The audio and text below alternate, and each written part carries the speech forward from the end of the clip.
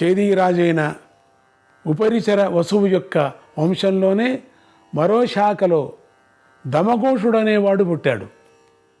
ఈతడికే సునీధుడు అనేటువంటి మరో పేరు కూడా ఉంది. ఈ శాఖ వారు చేదీ రాజ్యానికి అధిపతులుగా ఉండేవారు. దమఘోషుడి భార్య పేరు శృతశ్రవ. ఈమె వసుదేవుడికి సాక్షాత్తుగా సోదరి, అంటే శ్రీకృష్ణుడికి మేనత్త.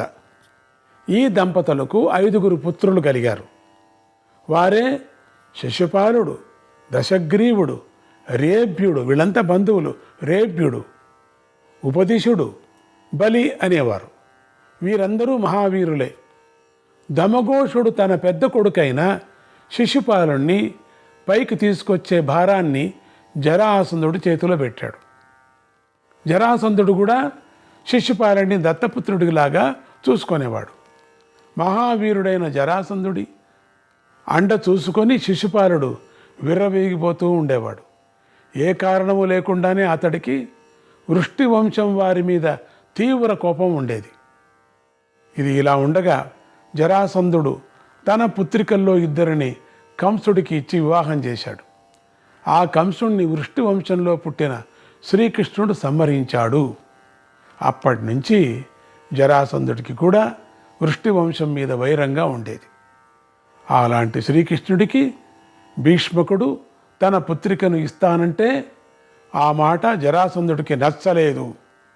దానితోడు జరాసంధుడికి రుక్మికి స్నేహం ఉండేది. అందుచేత రుక్మి జరాసంధుడిని ఎగదోసి తన తండ్రి దగ్గరికి పంపించాడు.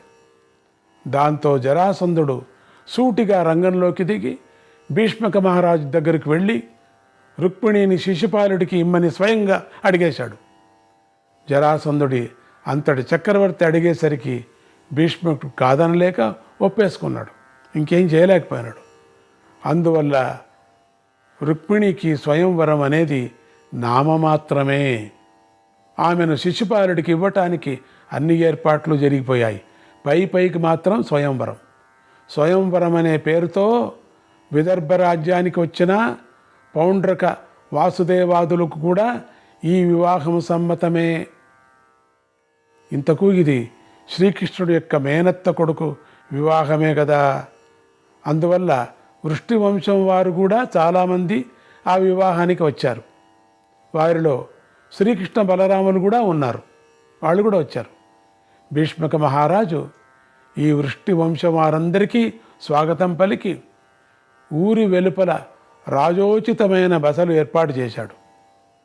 రేపు పెళ్ళి అనగా ఇవాళ రుక్మిణీదేవిని పెళ్లి కూతురిని చేసి సర్వాభరణాలతోనూ అలంకరించారు. వివాహానికి పూర్వరంగంగా చేసే పూజలు ఆమె చేతి చేయించారు. అన్నీ అయ్యాక ఇంద్రాణీదేవి పూజ జరపవలసి ఉంది. ఆ పూజ కోసం రుక్మిణీదేవిని రథంలో కూర్చోబెట్టి ఇంద్రాణీదేవి ఆలయానికి తీసుకొచ్చారు. ఇది లోపలనే జరిగిపోయింది. ఇంకొక వార్త ఆమె ఇలా దేవాలయానికి వెళుతూ ఉండగా దారిలో ఆమెను శ్రీకృష్ణుడు చూశాడు. మహాసౌందర్యరాశిగా ఉన్నటువంటి రుక్మిణిని చూసేసరికి శ్రీకృష్ణుడికి కొత్త ఆలోచన వచ్చింది. వెంటనే అతను తన అన్న బలరాముడితోనూ ఇతర వృష్టి వంశవీరులతోనూ సంప్రదించి ఒక నిర్ణయానికి వచ్చాడు. ఈలోగా రుక్మిణీదేవి ఇంద్రాణీదేవి పూజ పూర్తి చేసుకొని దేవాలయంలో నుంచి బయటకు వచ్చింది. ఇంతలో శ్రీకృష్ణుడు మెరుపులాగా ఆమె దగ్గరికి వెళ్ళి ఆమెను 2 చేతులతోనూ ఎత్తుకొని తన రథంలో కూర్చోబెట్టుకున్నాడు. సందు చూసుకున్నాడు కృష్ణుడు. ఇంద్రాణి దేవత పూజ ముగించుకొని బయటికి వస్తూ ఉంది. అంతే. అందరూ వాళ్ళ తీర్మానంలో ఉన్నారు. బయటకు వచ్చింది అంతే. బలరాముడికి చెప్పాడు కృష్ణుడు, చూసుకో కాస్త అని. ఎందుకంటే ముందు జరగబోయేది తెలుసు కదా. శ్రీకృష్ణుడు మెరుపులాగా ఆమె దగ్గరికి వెళ్ళి ఆమెను 2 చేతులతోనూ ఎత్తుకొని తన రథంలో కూర్చోబెట్టుకున్నాడు. రుక్మిణీదేవి కూడా శ్రీకృష్ణుని గుర్తుపట్టి అతడికి సహకరించింది. రుక్మిణికి రక్షణగా ఉన్నటువంటి సైనిక దళాల వారు ఈ హఠాత్ పరిణామానికి నివ్వెరబోయారు. రుక్మిణి చుట్టూ ఉన్నారు వాళ్ళంతా, అర్థం కాలే వాళ్ళకు. గద్ద ఎత్తకపోయినట్టు ఎత్తకపోయింది గరుడ ఎత్తకపోయినట్టు. త్వరలైనా తేరుకున్నారు వీళ్ళంతా. శ్రీకృష్ణుని రథం మీదకి దూకపోయారు. రథం ఎక్కడ దొరుకుతుంది? కానీ పక్కనే ఉన్నటువంటి బలరాముడు దగ్గరలో ఉన్న మర్రి చెట్టు ఒకటి పీకి దాన్నే గదగా చేసుకొని మీద పడుతున్నటువంటి సైనికులందరినీ చల్లాతరు చేశాడు చకచకని. ఈలోగా ఇతర వృష్టి వంశ సైనికులు కూడా యుద్ధంలోకి దూకి ఇలా బలరాముడు, యుయుధానుడు మొదలైనటువంటి వృష్టి వంశ వీరులంతా కుండీన సైన్యాల మీద ఎదురుదాడి చేస్తున్నాయి. ఆ తరుణంలో శ్రీకృష్ణుడు రుక్మిణీదేవితో ద్వారకాపురం వైపు వేగంగా వెళ్ళిపోయాడు. ఇది గమనించిన దంతభక్తుడు, వీళ్ళంతా ఉన్నారే, జరాసంధుడు, శిశుపాలుడు, పౌండ్రిక వాసుదేవుడు మొదలైన వారంతా కోపంతో శ్రీకృష్ణుని వెంటబడ్డారు. కానీ ఈలోగా యుయుధానుడు, బలరాముడు, గోవేషణుడు మొదలైన వృష్టి వంశీయునుడు వీరు ముందుకు వెళ్ళటానికి వీలు లేకోకుండా అడ్డం పడ్డారు. అందరూ చాలామంది వాళ్ళు కూడా మనవాళ్ళు ఉన్నారు కదా. క్షణంలోనే ఆ యుద్ధం మహాఘోర యుద్ధంగా మారిపోయింది. ఇది ఇలా ఉండగా రుక్మిణీ సోదరుడైన రుక్మికి ఇది ఒక పెద్ద అవమానంగా తోచింది. దాంతో అతడు తన తండ్రి అయినటువంటి భీష్మక మహారాజు దగ్గరకు వెళ్ళి, నేను ఆ శ్రీకృష్ణుని చంపి రుక్మిణిని వెనక్కు తీసుకురాకుండా మన కుండిన నగరంలోకి అడుగు పెట్టను అని భీకరంగా ప్రతిజ్ఞ చేసి గొప్ప సైన్యాన్ని వెంటబెట్టుకొని మరో దారి వెంబడి రథాలను నడిపించి శ్రీకృష్ణుని వెంటబడ్డాడు. రుక్మి చాలా దూరం ప్రయాణం చేశాక నర్మదా తీరంలో శ్రీకృష్ణుని రథాన్ని గుర్తుపట్టాడు. శ్రీకృష్ణుడు మరీ అంత వేగంగా ఏమీ పోవడం లేదు. అందువల్ల రుక్మి ముందుకు దూసుకు వెళ్ళి శ్రీకృష్ణుని రథానికి తన రథాన్ని అడ్డుపెట్టాడు. మన కోసం మన సైనికులు ఎందుకు మరణించాలి? నీకు దమ్ముంటే నాతో ద్వైరథ యుద్ధానికి రా అని గర్జించాడు. ద్వైరథ యుద్ధం అంటే ద్వంద్వ యుద్ధంలాగా ఇద్దరు రతికులైనటువంటి వీరుల మధ్య జరిగేటువంటి యుద్ధం. రుక్మి యొక్క సవాలును విన్న శ్రీకృష్ణుడు నవ్వి ఊరుకున్నాడు. కానీ ఈలోగా రుక్మియే విజృంభించి శ్రీకృష్ణుని బాణాలతో ముంచేశాడు. శ్రీకృష్ణుడు ఆత్మరక్షణ చేసుకోక తప్పులేదు, ఆ టైంలో చేసుకోక తప్పదు.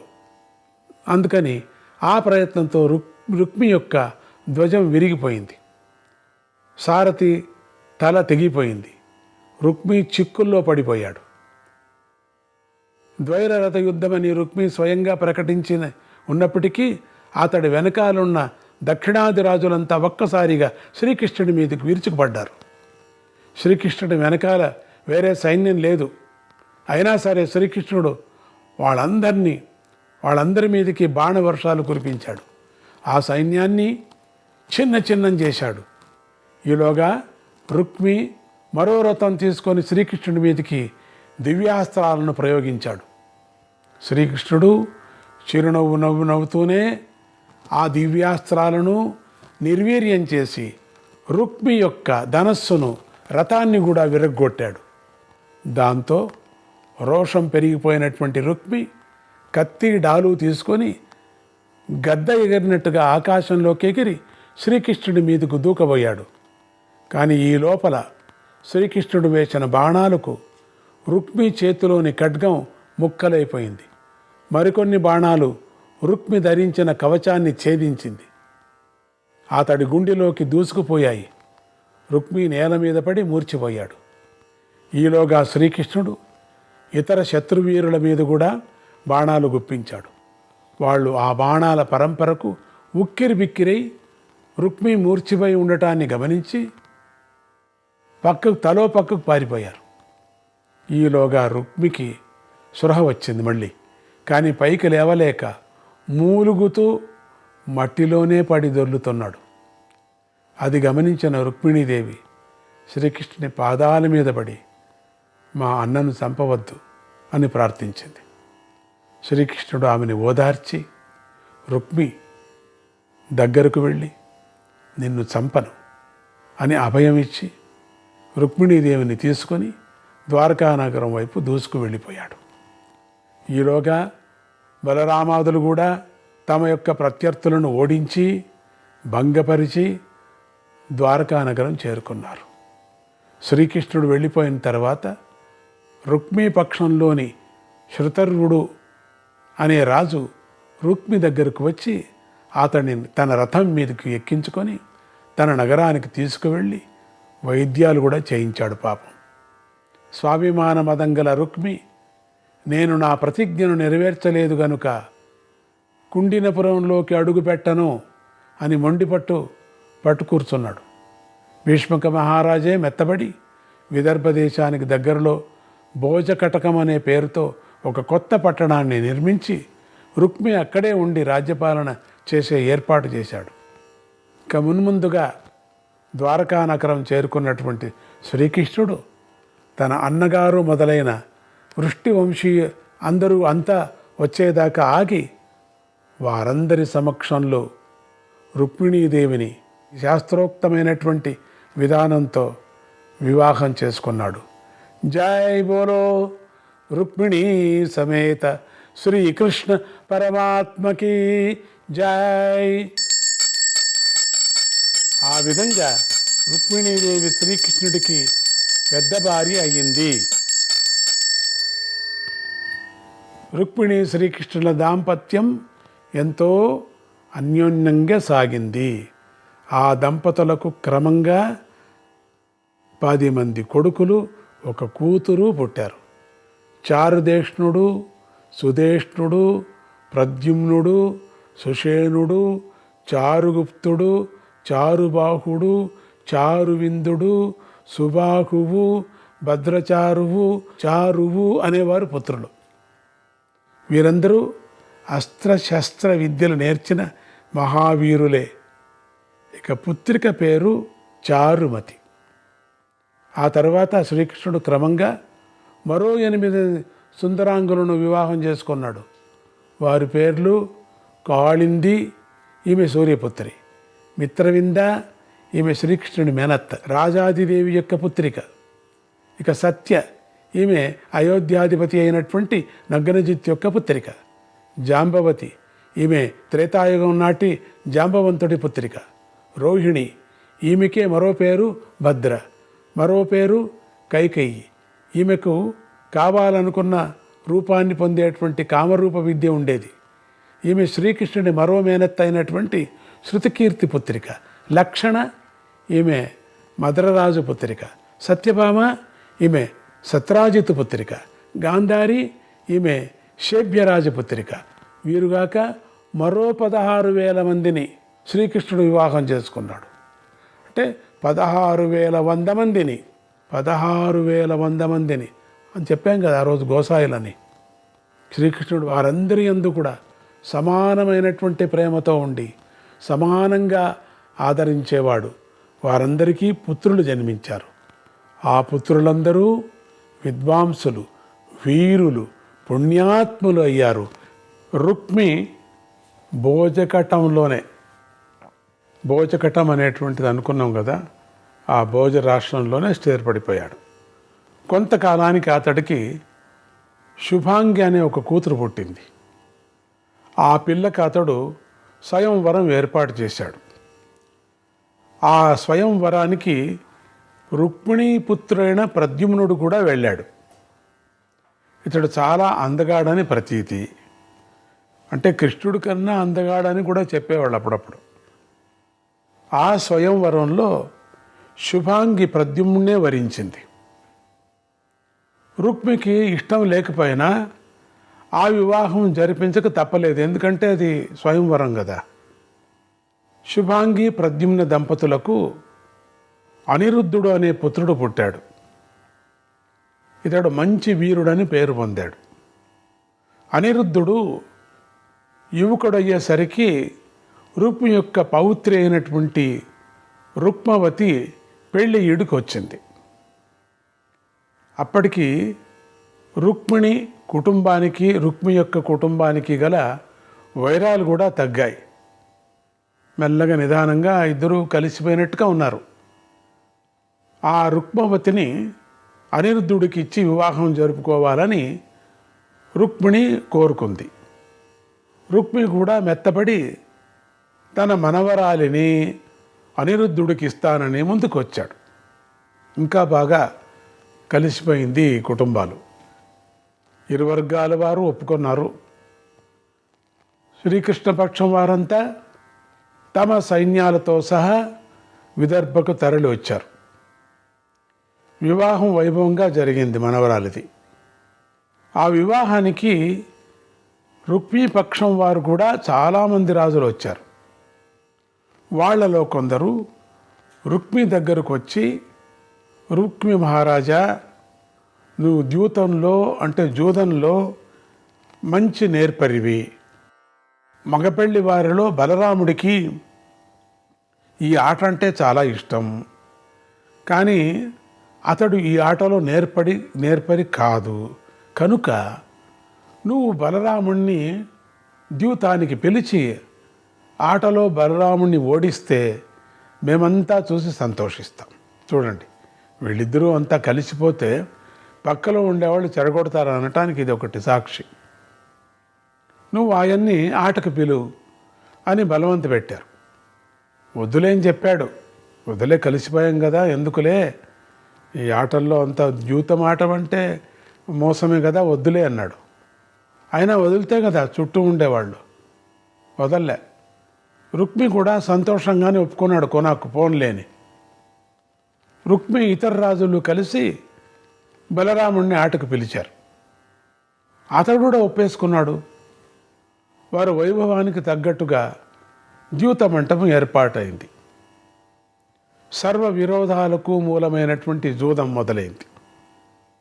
జూదం అంటే విరోధం, నాశనం, ఇవి రెండు తప్పవు. ఇక ఆటలో బలరాముడే మొదటి పందెం వేశాడు. మొదలు పెట్టడమే 10,000 బంగారు నాణాలు తన పందెం అన్నాడు. అనేశాడు ఊరూరికే ప్రారంభంలో బలరాముడు. అది ఓడిపోయాడు. అయినా బలరాముడి ఉత్సాహం తగ్గలేదు. ఏం ఓడిపోయినా నేను 10,000 అంటూ చాలాసార్లు పందెం పెట్టాడు. అన్నిసార్లు రుక్మే గెలిచాడు. రుక్మి చాలా బుద్ధివంతుడు. గెలుస్తున్న కొద్దీ రుక్మిలో హాస్యం పెరిగింది. ప్రక్కనున్న రాజులు అతన్ని మెచ్చుకోవడం మొదలుపెట్టారు. రుక్మి బలరాముడి మీద చలోక్తులు పెంచాడు. హాస్యం చేయటానికి నువ్వు ఓడిపోతున్నావని. దాంతో రెచ్చిపోయినటువంటి బలరాముడు తన పందెం 1,000,000 బంగారు నాణాలు అన్నాడు. దీంట్లో కూడా రుక్మే గెలిచాడు. గెలిచినవాడు ఊరుకోక బలరాముడికి బుర్ర లేదు, అన్ని పందాలు నేనే గెలుస్తున్నాను అని బిగ్గరగా నవ్వాడు. అది చూసి రుక్మి పక్షంలోని కళింగరాజు పళ్ళన్నీ ఇకలిస్తూ బలరాముణ్ణి వెక్కిరించసాగాడు. మొత్తం పూర్తిగా పెట్టాడు పళ్ళంతా. అది రోషం రాకుంటుందండి. బలరాముడిలో ఉగ్రోషం చాలా కట్టలు తెంచుకుంటుంది. అయినా అతడు నిగ్రహించుకొని, ఎందుకంటే ఓడిపోయినాడు కదా. ఈ మాట 10,000 కోట్ల బంగారు నాణాలు తన పందెం అన్నాడు. ఈ పందానికి ఒప్పుకొని రుక్మి పాచికలు వేశాడు. ఈ మాట అదేం విచిత్రమో, బలరాముడే గెలిచాడు. కానీ రుక్మి గర్వంగా చూస్తూ, నువ్వు ఓడిపోయావు, నేనే గెలిచానని 1కి 10 సార్లు అనసాగాడు. ఇది అన్యాయం కదా. దానికి తోడు వెకిలి నవ్వులు మొదలుపెట్టాడు. ఈ వంచన మాటలకు బలరాముడికి కోపం పెరిగింది. కానీ అతడు బలవంతాన నిగ్రహించి కూర్చున్నాడు. ఎందుకంటే తాను ఓడిపోయాడు. నేనే గెలిచాను అన్నాడు. నారాయణ నారాయణ, హరే కృష్ణ.